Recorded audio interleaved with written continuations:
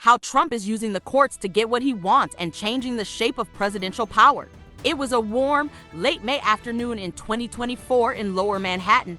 The jury in Donald Trump's trial over hush money paid by his former lawyer to adult film star Stormy Daniels was out deliberating for a second day, assuming we were in for a long wait. I took myself off to lunch with the BBC team at the world-famous Katz's Deli for a Reuben sandwich. Then all hell broke loose. The jury was returning. According to one rumor, they were just being sent home for the day. Another suggested there was a verdict. Seconds before the BBC News at 10 went on air, I arrived breathless at the live television point outside the courthouse, smashing my phone screen on the pavement in my hurry. One by one, the verdicts filtered through. Guilty, guilty, guilty, it went on.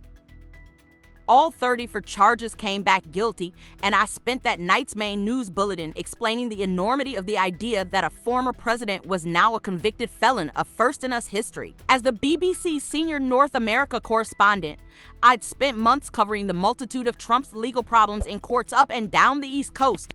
4 separate criminal cases, several civil actions.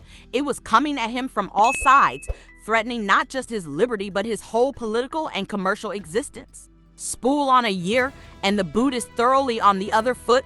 3 major Supreme Court judgments, one giving presidents and former presidents broad immunity from prosecution, a second dismissing the ruling that Trump's attempts to overturn the 2020 election results disqualified him from running for office again, and a third, just last month, curbing district judges' abilities to stall the president's agenda, have all emboldened this president who, having reshaped the Supreme Court with a solid conservative majority, now has the lower courts in his sights.